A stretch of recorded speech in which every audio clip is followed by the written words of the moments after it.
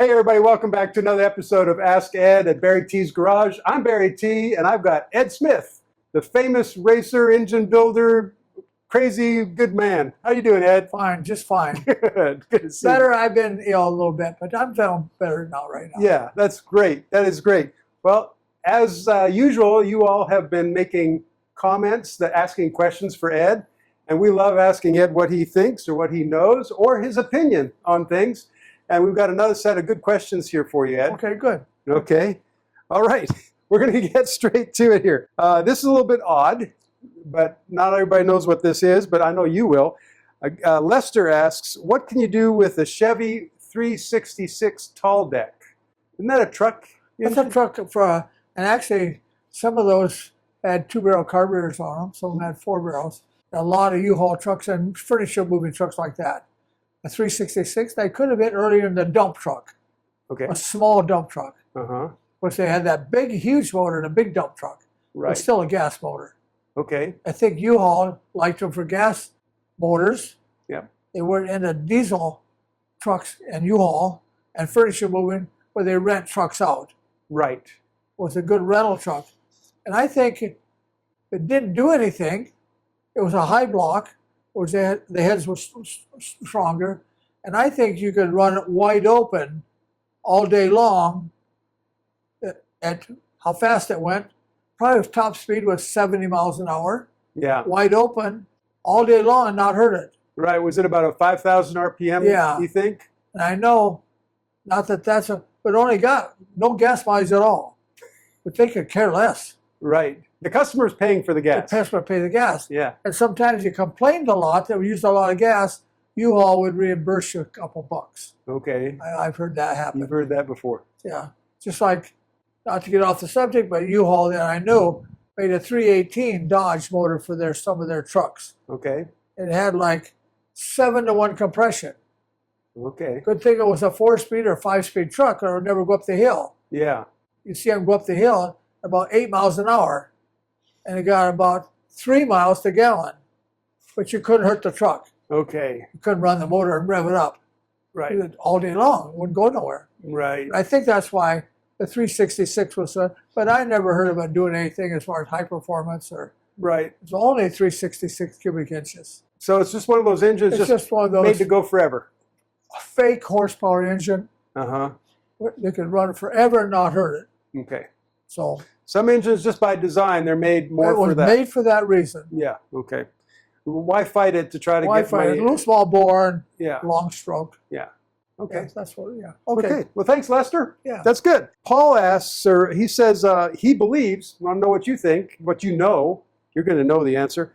He says, I believe the 427, that says Chevy 427, was internally balanced, and the 396 and the 454 were externally balanced. Is that right? No. Okay. 396 was internally balanced. Okay. The 454 was the first one to have a weight on the flywheel and a weight on the harmonic balancer. Okay. So you knew right away it was a 454. Okay. The 396 was internally balanced, a standard harmonic balancer. And 427 the same? And the 403 or 401, whatever they call it, or Oh, 400. 402. Yeah, I know That what you was mean. the 30 over 396 was Yep. all internally balanced. Okay. And the 427? The 427 was internally balanced. Okay. 396 crank with a big bore. Yeah. That made it a 427, Right. 4.25 bore. Interesting. The Okay. 396 crank. Yeah. Okay. Okay. And then we've been through that before. And then the 454 had the same bore as the 427, I think. That's right. And then you put the different crank in it. Yeah. Yeah. Okay. Okay. Well, there you go, Paul. There we go. You were close. And but Ed has the answer to Yeah, that so- one. Okay. John writes in, has anyone built a 334 stroker engine out of a 305? And if so, what kind of heads would you use? And I know you haven't said a lot of things about a 305 about performance. I would disagree with anybody trying to build performance out of a 305. Yeah. It's only 305 cubic inches. It ain't going anywhere. Okay, but people would make performance from a 283, wouldn't they? Didn't go anywhere. Okay, so you're still not We had a impressed. 301 Chevy that wound up real tight. Yeah. But that was about it. It had very little torque. Okay. Wouldn't pull a big load. Right. And the 305 had a pretty thin wall, didn't it? So you couldn't bore it out real big, could you? No. I've had some people years ago rebuild it here in town. They took a 305 and bored it out to a standard 350. Really? Put standard 350 pistons in it. Okay. You could never bore it out again Right. because it would go through. Yeah. But they were doing that under stress, and you couldn't find the 350 motors. So they had a lot of 305s or nothing. Yeah. We scrap a lot. Now, Mark is asking, what do you think or even know about, this is a much more modern engine, and usually we're talking about classic old engines here, but maybe you know something about the GM ZZ632/1000. It's a 10.4 liter. That's a big. Well, that's the brand new motors. Yeah. Yeah, and we don't run onto haven't- those yeah. because the people sometimes would buy a crate motor like that Okay. and put it in their boat. Be Yeah. a good idea. Whatever, you'd want to put a lot of carburation on it, like a Dominator or 2 Edelbrock carburetors. A lot of carburation on big exhaust. I'm sure it would be a fun car to drive. Yeah. Right. It'd probably go to 150 or 175 miles an hour No and just problem. keep going. Right. Yeah, Right. yeah, that's the type of thing it would be, yeah. Yeah. If Okay. you weren't in a hurry, it's not going to rev up very fast. Okay. Yeah. But on the highway, it would be nice and fun Yeah. if you want to go that fast. Yeah. Okay. Randy asks, since we're close to the blower, and I think he's, some of the videos we've done, you've been in front of your 392 supercharged engine. Can we talk about blower surge? Do you know anything about blower surge? Well, I don't know what he's really talking about, as long as he's not talking about the surge at idle, Maybe. because that's the airflow. Yeah. That's what you're talking about there. Okay. I have never, this one I've been running here on the video, I've never idled it down that much, but a little bit more and it will start galloping. Okay. And if people like to hear that, that's fine. Just lower the idle and it'll richen it up a little bit, and they would do that. Okay. But this motor here runs fairly smooth and fairly low speeds Okay. with a pretty good converter without doing that. Okay. That's not necessary at all. I hope it don't surge mid RPMs. Yeah. That could hurt something. Yeah, it's going to come apart then. Yeah. What about if you have maybe too big a blower and you're trying to idle it? Would that maybe cause a problem that way? I don't think so. No? Okay. Yeah, it's either going to run or not run. And of course, you don't want to overdrive it. You don't need to overdrive a blower very much. Okay. Yeah, unless you really know what you're doing. Okay. Why don't you describe for everybody what overdrive means? Overdrive means the blower's going faster than they are in the engine. Okay. Smaller pulley on the blower than there is on the crankshaft. So that overdrives the blower. The engine will be going 3,000 RPMs and the blower's going 3,500. You turn the pulleys around, it will underdrive it. Okay. So we'll have a little bit of pressure at idle, not much. Okay. Now you say you better know what you're doing. What are the You dangers? should lean it out Lean it out. or else blow it up. Yeah, Okay. get too much pressure in it, yeah. So too much pressure, you blow it out. Now when you lean it out, now you're causing danger to the engine, aren't you? Yes, yes. Okay. Kind of temperamental. And everybody's got a blower, they should do their homework. Mm-hmm. Yeah. And even the professionals sometimes. Drag racing, those guys know what they're doing. Yeah. They get paid not a little money, they get paid a lot. Yeah. And still that funny car leaves the starting line halfway down the track and it goes pieces everywhere. Yeah. A big ball of fire and blows half the car apart. Yeah. And they know what they're doing. Yeah. Yeah. These guys are professionals and they Yeah, can do they've that. got it right down to a half a thousandth. Yeah. Yeah, so it still goes apart. Yeah. Yeah. Okay. Okay. Carl is asking, we're back to the 427 for just a minute here. What, in your opinion, what's your RPM limit on a 427? You said it likes to rev. Okay, I love 427s. Okay. That's one of my favorite motors. Uh-huh. And I would put a 427 in anything and be the opposite of a 454. Will it rev better than a 4? Yes, faster than, it seems like a perfect combination, 427. Okay. It has been forever, for years. We've had it in our boats with nitrous oxide on it. We've had it in our drag cars, Mm-hmm. some of our Chevelles and stuff, and Novas. So what? And he's asking about the rev limit. I guess if you have Well, a the rev quality, limit probably $8,000. about $8,000. Okay. Yeah. Yeah. But for a big engine like that, that's good. That's pretty good. It'll go fast. Yeah. Yeah, we used to have the old tunnel ram with the 660 carburetors on it, and a nice set of headers. It runs 7,500 easily. Easily? Okay. And a 55 Chevy, like Joe Rundo and some of those guys here in town that had straight axle 55 Chevys and stuff. A gasser? Yeah, gassers, yeah. Yeah, right. Okay. All right, so now Paul's got a good question. I sure don't know the answer. Do you remember a 3-barrel Holley carburetor? Sure, yeah. What was that about? How did that work? The plate in the back was one piece. Okay. So it had 2 barrels up in front, and the back one, the whole secondary was one blade. Was it kind of like a rectangular shape or something? Yeah, rectangular shape. Or oval a little bit? Yeah, a little bit oval, yeah, of course, yeah. Okay. Don't see them anymore. I think the last parts I had, maybe I had a carburetor and some base plates and maybe some gaskets or something. I sold it to one person. Okay. And that had to be 15 years ago. Okay, it's been a while. Yeah. I'll be on the lookout. If I ever see one at a swap meet, it'd be interesting to look at it. Yeah. All right, Mike is saying, hi, Ed and Barry. I have been building horsepower engines for friends in a small town and a family farm since 1973. So that's fun. That's great. This is Mike, and he says he wants to ask you about high-tack sealant. It's really difficult to remove for future modifications, but it's been nearly infallible for me in all my applications. He has a Trail Boss 6.2, and when he has to reseal something for engine leaks, it seals right up. Have you used high-tack sealant? I still use it today. Today? Yeah. Okay. I'll spray my flathead Ford gaskets, head gaskets with it, yeah. Okay. So you're in And agreement. even though years ago, I don't know, how many years ago, we used high-tack all the time. Mm-hmm. And you can't put too much on. Right. And we put it when it was wet, you put it on there, put the head on and torque it down right away. Okay. Now, if we didn't have that, we used aluminum paint. Oh, really? Yeah, aluminum paint. We always had a couple cans of aluminum paint and drag racing. Okay. If we didn't have high-tack ran out, we just held the head gasket up and painted a fresh coat of aluminum paint.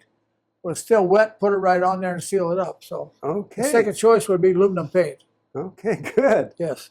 Yeah. Very good. Well, Mike, very good question, and thank you. It looks like you've done a good job over there. All right, now Tim is asking for me to ask Ed. He said, have you ever built, and I think we know the answer to this, have you built a D-stroke 400 with a 327 crank? That's one. Have you done that? D-stroke 400 cubic inch? A 400 D-stroke with a 327 crank. Well, that'd be like 377. Yeah, sounds like it. Yeah. He said, how much timing, if you're using alcohol with that, how much timing can you put in it?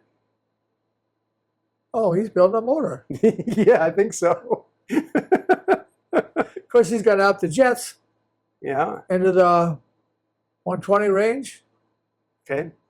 and he's got to run the timing a little higher, maybe 36, Okay, 38. It runs good, yeah.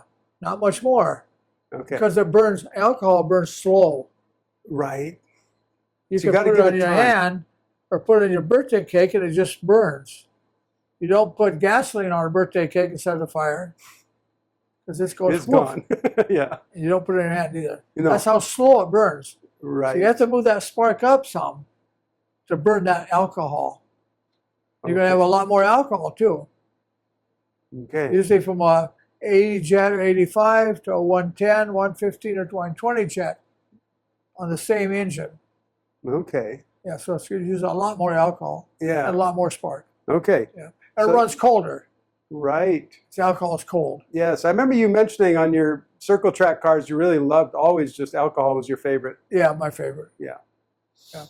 Sometimes Okay. we have to put cardboard in front of the radiator to get that temperature up to 200 No for the kidding. horsepower. It's the highest at around 200. So it was running so cool you'd struggle to warm up the engine? Yes, yeah. We had cardboard we put in front of the radiator Wow. to warm it up. Yeah, that's the winter time or whatever. Yeah. Okay. Yeah. There you go, Tim. Have fun with that. Mark says, man, Ed is like a walking service manual. His question is, how does double row timing chain rank compared to a gear drive or single row? And it's funny, we just looked at that 440 today that had the We double just row. looked at, yeah. He said double row was a big deal back in the 70s. And on high performance street and strip engines, what do you think about comparing those three things? Well, there's two double roll chains. Okay. There's a roller plus and a roller. All right. You have to be careful there. Which I love the double roller chain. The gear drive, we ran a lot of gear drives. Okay. You have to make sure they have a lot of lubrication on a gear drive. All right. So now you're going to have to drill into that front cam bearing area and get a little more oil to the front timing chain for gear drive. Okay. Don't run them dry. Right. With a gear drive, you need a big fluid balancer on the crank. Okay, because of vibration, right? The vibration and harmonics. Mm-hmm. If you put a regular balancer on, the timing chain will last about an hour.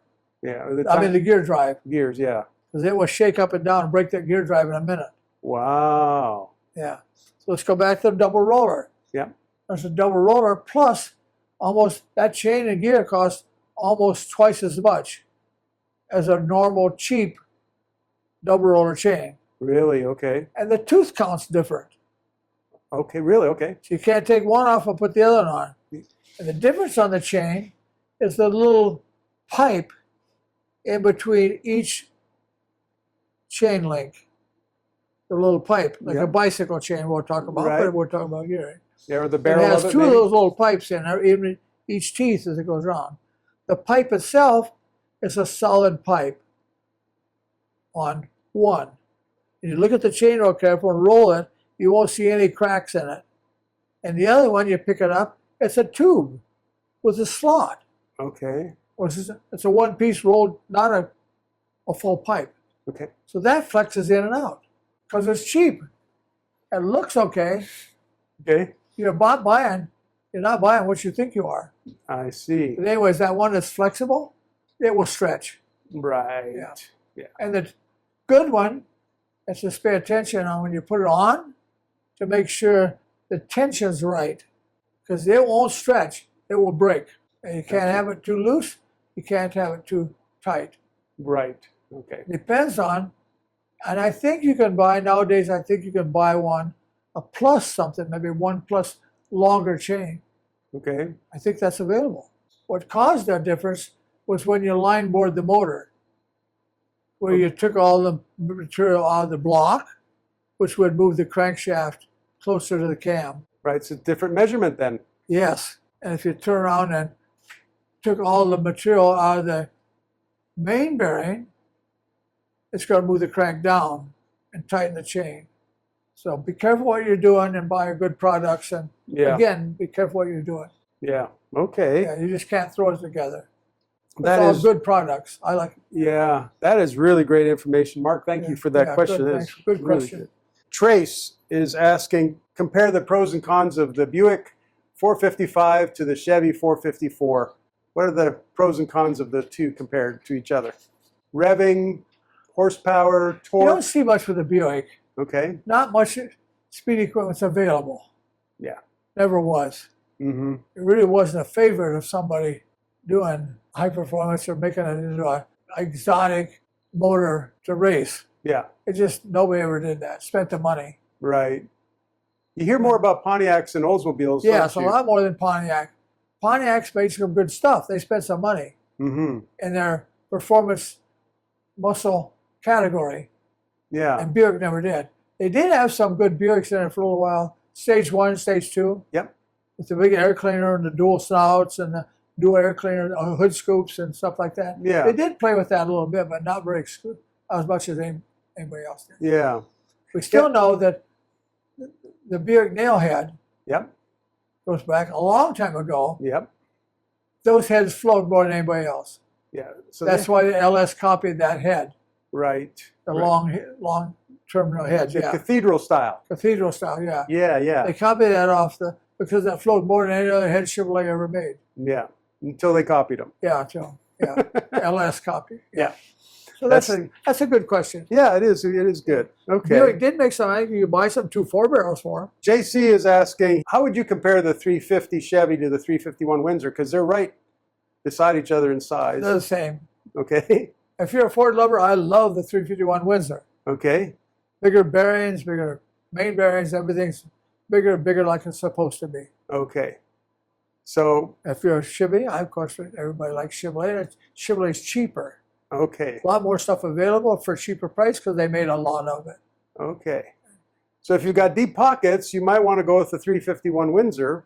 Yeah, stroked it. Yeah. The 406 or something. Yeah. Yeah. Nice motor. Okay. Yeah. Interesting. We do a lot of them. Yeah. 5-star does. Yep. 5-star. 5-star engines in Glendale. We get that question so often. 5-star engines in Glendale. Ed's son Chris runs that shop. Yes. And there you go. Okay, so this contradicts a little bit. This is someone else's opinion. We have opinions. It's part of the I fun. like that. He says, this is TW Garage. He says, whatever a 427 can do, a 454 does better. He's pretty... Good for him. I like somebody's opinion. Yeah, so... He's had good luck with the 454. Sure, and they're good engines, of course. Of course, it depends on the application. Application. Absolutely. We're talking, I wouldn't put a 454 and a 55 Chevy straight axle, Right. drag race it. Right. I would not do that. Good way to get beat is race somebody with a 427. That is someone who has a lot of trophies. I wouldn't argue with him on that one. And Yeah. even though we just talked about that 2 seconds ago, about blown motors, and we were talking about everything else. And even we had one of my friends here in town had a boat and loved to drag race. And we raced that boat for a long time. Okay. I did not own it, but I had something to do with the motor. Or maybe I owned the motor. But it had a GMC blower on it and injectors, and we put a 396 in it. Okay. And it would come back from drag racing at Firebird, the Tack at 7,500, blown motor, Wow. was 396. We claim 427 because if we claim 396, we know you get we get protested right now No. if we claim so we claim 427 even with the 396. And he ran that thing, raced a lot, and never blew a head gasket. Okay. And I think And we never had any trouble with that motor. so. You're suggesting a 454 at 7,500 RPM might not do as well. Not well, no. Yeah. It's hard to get. A 454 is too heavy, too much weight moving. Yeah. It takes Okay. a lot of horsepower to get a Yeah. 420, 454, 7,500 RPMs. Yeah. Well, it's got that bigger throw on the crank. I Yeah, think sure, is part of yeah, the deal, yeah, right? yeah. Okay. Good. Good question. Yeah, that is a good question. Okay, Victor is asking. Yeah, he said, I'd like to hear about gun-drilled crankshafts. Do you know anything about gun-drilled crankshafts? I haven't learned much about that. You can buy them. Okay. It's like that Hemi. Yeah. That 496 Hemi crankshaft laying on the floor. Oh, yeah, right. And that's drilled in the center. And then it has looks like a water freeze plug in the back of the crank with the flywheel Okay. to keep the motor oil from going out of the crank. But it's gun drill. So what does gun drilling mean? What is that about? But you could take an axle, even in axles. I don't know that much about it because I've never been into engineering and doing different things. We know an axle for our dirt track cars. We buy axles that are gun drilled. And a gun drilled axle is a piece of pipe. And it's a lot stronger than a solid axle. Huh. Wonder why. I think twisting. Okay. We'll go back to talking. We've had some axles on some of our Oldsmobile axles years ago because we used Oldsmobile rear end our drag. So that's early Oldsmobile rear end had big heavy axles. Mm-hmm. And some of our axle one time we always paint a stripe on them with white paint Yeah. on a brand new axle.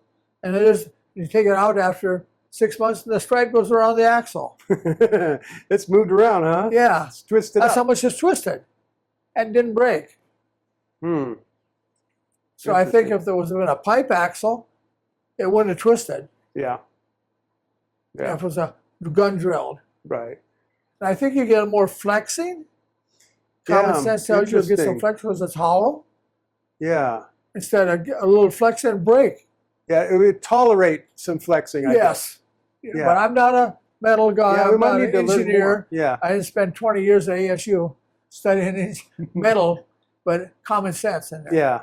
And Yeah. also they would, byproduct, they'd be a little bit lighter, I guess. Absolutely, sure, yeah. Sure, yeah. Yeah, Okay. later. Interesting. Okay. You don't see much about lightness on a crankshaft a little bit, but axles no, because axles don't go around very fast. Right, right. Yeah, we're not Yeah. more strength than that. Yeah, right. Yeah. Okay, so Warren, first of all, he's thanking you for that oiling video that you did. That's a very popular video. When you how to modify a small block Chevy for oiling. Yes. That's a great video. Really it's a great good thing video. to make the motor last. Yeah. That's the only, yeah, so don't make it any faster. Right. Yeah. Just, okay, so he's got a question as a follow-up after the thank you. He said, what are your thoughts on the big block Chevy, the tall deck engines? There's the 366, which we've talked about, the truck engine, Yeah. compared to the 396 and the 427. Between, I guess, grading them between robust, so being strong and last a long time, compared to performance. Are they all about the same to you, or how do you rank those? Of course, depends on the application. Yeah. Again, the 366 wasn't much. Yeah. Okay. And it didn't do anything. It was a truck motor. It would just last. It just lasted. Yeah. Okay. Small bore. Yeah. And the other ones, you had to be careful with the 454 because it had so much heavier parts. Okay. And balance them, and maybe buying what you're buying, like aluminum rods would all help. And a particular piston, you can buy some pretty light pistons.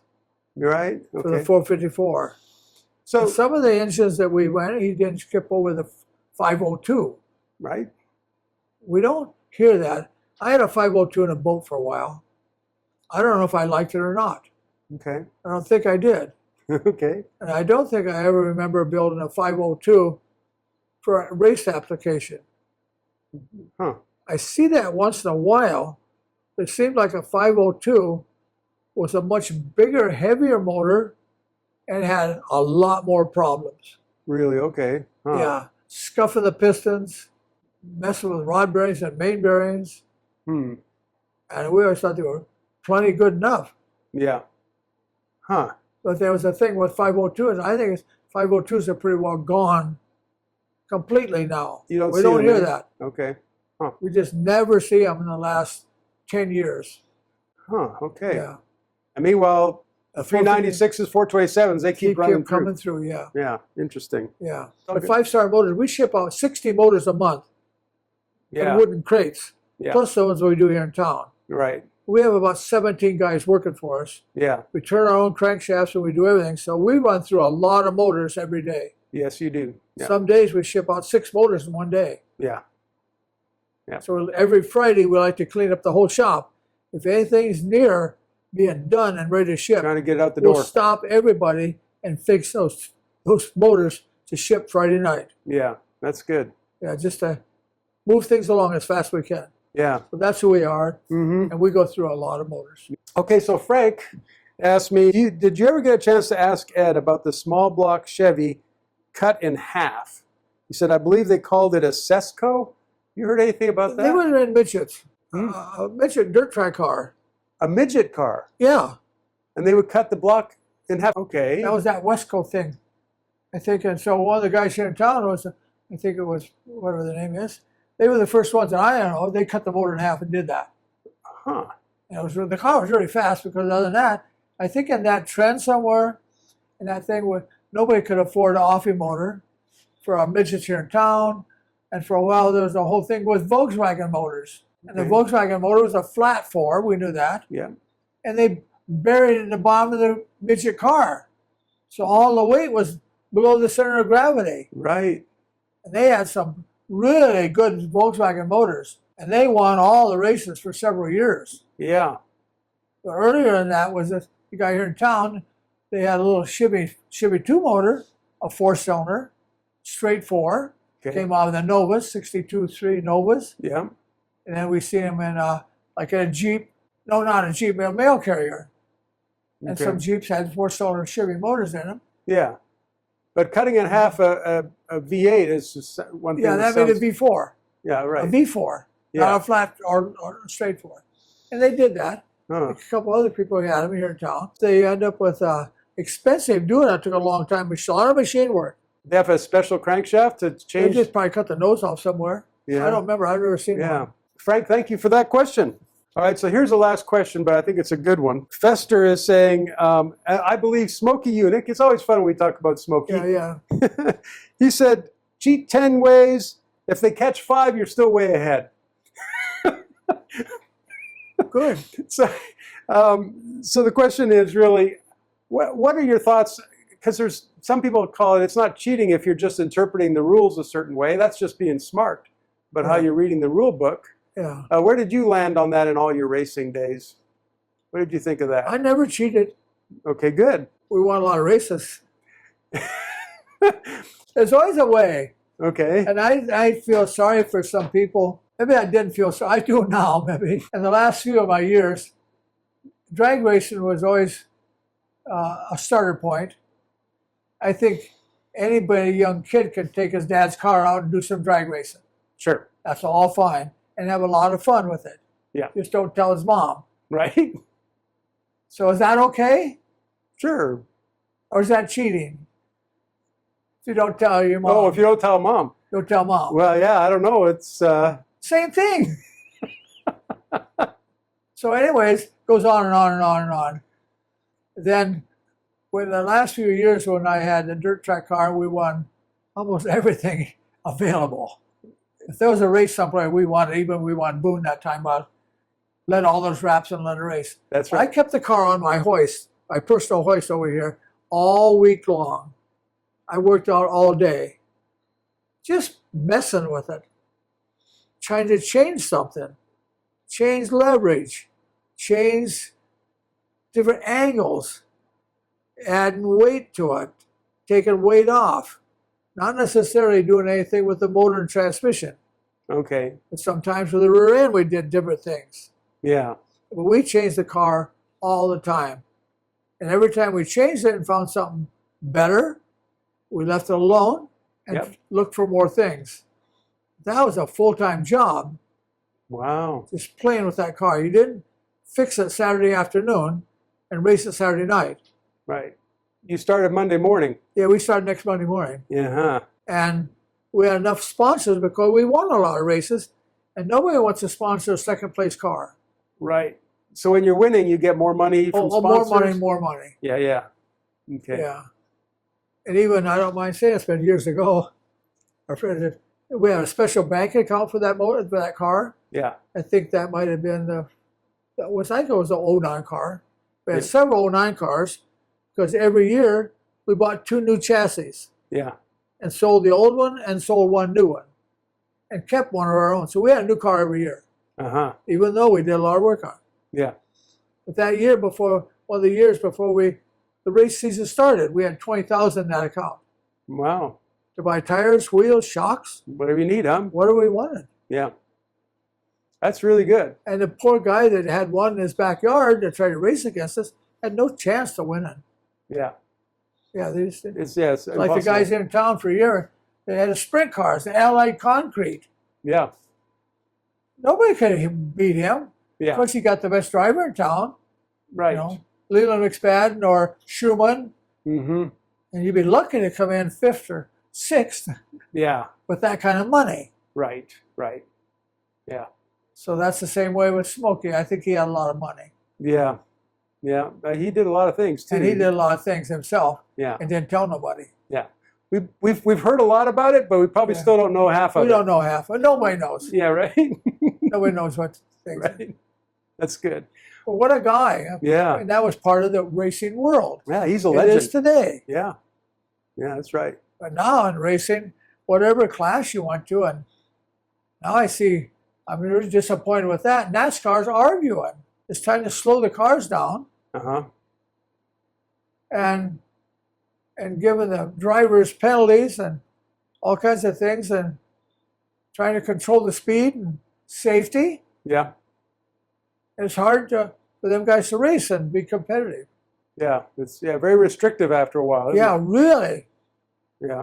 And I've been through some of those tech things with NASCAR, Yeah. and it almost makes you, but there's got to be some kind of control. Yeah. Right. You got to find the happy medium. the Happy balance. medium. Someone goes all the way back to Smokey Yunick. Yeah. Yeah. Go Smokey. Yeah, he started it. Yeah. Right. Yeah. Okay. So good. Good. questions and just some common sense and have fun. Yeah. That's good. Yeah, enjoy. Right. Well, thank you, Ed. Okay, good. And thank you. Some of you see there's a store. We don't really promote it that much, but it shows up there if you want to support our channel and what we do. That would be Yeah. great. Good. And I want to make one more mention about membership. Someone sent me a note asking about memberships. We have a membership. It's only for people if they feel like it, they want to help us out. And we have a few members. It's not a big deal, but you don't have to be a member to watch any of this. The members, there's one membership where they can get to see the video a little bit sooner. Oh, all right. But that's the only difference. Eventually, everybody gets to see it. So that's just a matter, somebody, literally they asked, how can we support you? And so that's what we're doing. So thank you, Ed. Okay. Good. Thanks again, guys. See you next time. Hey, thank you guys for supporting the channel. And I know you all love Ed Smith a lot, and he is a character and a great guy. So now we have some hats, shirts, jackets, hoodies available.